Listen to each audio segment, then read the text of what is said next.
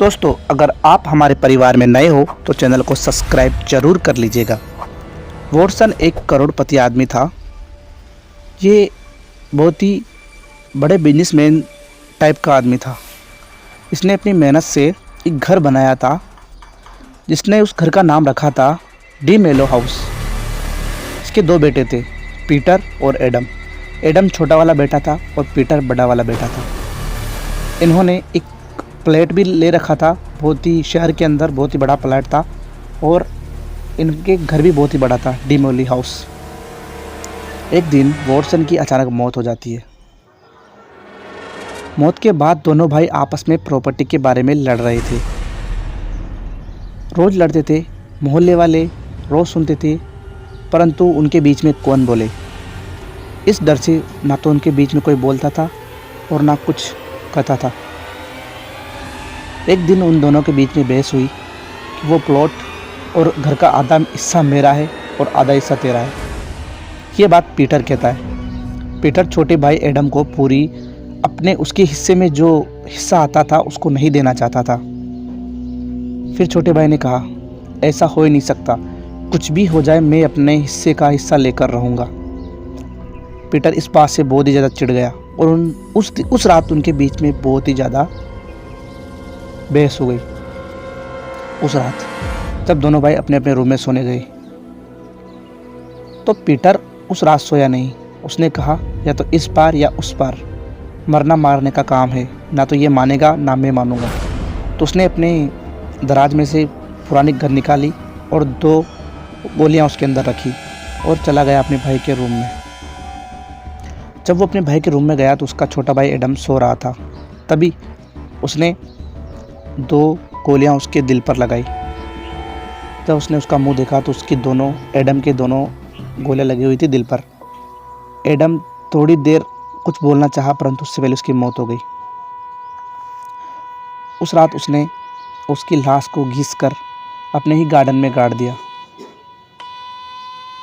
जब वो सुबह उठा तो वो इस बात से डरता कि अगर कोई मुझसे पूछेगा कि तेरा छोटा भाई कहाँ गया तो मैं क्या कहूँगा। इस कारण वो 2-5 दिन घर से बाहर ही नहीं निकला। इस डर से वो घर के अंदर ही रह गया।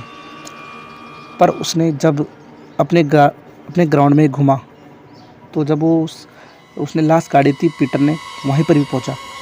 वहीं पहुंचने के बाद एक अंकल ने पीछे से कहा, और भाई एडम, क्या हाल चाल है? तेरा छोटा भाई कहाँ है? आजकल तुम दोनों के बीच में बहस नहीं होती। ये बात सुनकर पीटर बहुत ही ज़्यादा चौंक गया। फिर से उस अंकल ने पूछा। उसके बाद एडम ने कहा कि वो अपने हिस्से का हिस्सा लेकर दूसरे शहर चला गया। तो अंकल मुंह बिगाड़ कर चले गए। यही कहानी उसने डेली बताई, सभी को बताई, और इस कहानी को बताते बताते वो अब खुश हो गया था कि अब कोई टेंशन नहीं है। एक दिन जब वो पीटर सो रहा था अपने रूम में, तो उसके घर अपने रूम का गमले की परछाई उसके चेहरे पर आ रही थी। उसके बाद वो उठा। उठने के बाद उसको कुछ बेचैनी हुई, तो वो अपने घर की बालकनी में निकला, जहाँ से उसने उसके भाई की लाश दिख रही थी। मतलब उसने जहाँ गाड़ा था वो दिख रहा था। तो वो उससे कहता है सिगरेट पीता पीता, और भाई एडम, ले ली तुमने अपने हिस्से की प्रॉपर्टी? और हंसते हुए वापस अंदर चला गया। जैसे वो सोने वाला था तभी अचानक एक कुत्ते के भौंकने की आवाज़ आई। उठकर उसने देखा तो कुत्ता एडम की लाश की कब्र की, मतलब वो गड़ा हुआ था वहाँ, उधर देखकर बस रहा था, मतलब भौंक रहा था।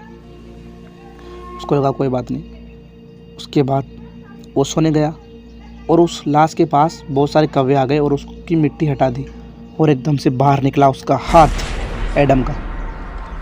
सोने के बाद जब वो उठा तो उसके सामने की दीवार पर लिखा हुआ था, लिव माई हाउस। ये देखकर पीटर बहुत ही ज़्यादा डर गया, और मतलब घर की दीवारें और गमले और सारे खिड़कियाँ सब टूटी फूटी थी, जैसे कि यहाँ पर कुछ बहुत ही भयानक हादसा हुआ हो। वो जैसे ही वो उठा और उसके भाई एडम के रूम में गया, वहाँ पर जाकर देखा तो पंखे चले हुए थे, स्विच चला हुआ था। ऐसा लगा उसको, पीटर को, कि यहाँ पर पहले से ही कोई है।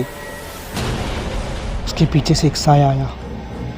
आते ही कहा, भैया, मैं अपने हिस्से की हिस्सा लेने आया हूँ। ये आवाज़ सुनकर एडम बेहोश हो गया, क्योंकि ये आवाज़ उसके छोटे भाई की थी।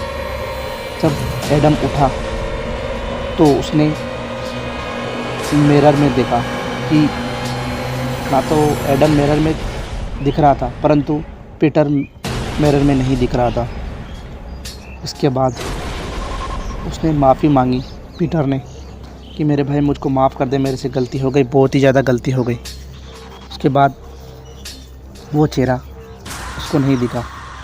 अब वो जैसे ही पीछे पलटा माफ़ी मांगकर, वही चेहरा वापस उसको दिखा, और इस बार 2 गोली उसकी दिल पर लगी हुई थी, आंखें निकली हुई थी, सड़ा हुआ चेहरा, गली हुई लाश ऐसे बेस में आया। ये सोचकर उसकी मौत हो गई, क्योंकि हार्ट अटैक आ गया था उसको, पीटर को। उसके बाद वो घर दोनों भाइयों की वजह से एक भूतिया घर बन गया था। हर रात उन दोनों के लड़ने की आवाज़ आती, क्योंकि जब मोहल्ले वाले ने वहाँ जाकर देखा कि आजकल उनकी लड़ाई की आवाज़ नहीं आ रही, तो देखा तो पीटर की लाश वहीं पर गिरी हुई थी। तब से उन्होंने उस घर को हॉन्टेड हाउस के रूप में दर्जा दे दिया और बोर्ड लगा दिया, ताकि कोई अंदर ना जा सके। और हर रात उस घर से दोनों भाइयों के लड़ने की आवाज़ आती है। दोस्तों, आपको कहानी अच्छी लगी हो तो कहानी को लाइक करें, चैनल को सब्सक्राइब करें, क्योंकि हमारा परिवार धीरे धीरे बड़ा होने वाला है। और कमेंट कर देना प्यारा सा। मिलता हूँ आपसे अगली कहानी में, तब तक के लिए बाय बाय मेरे दोस्तों।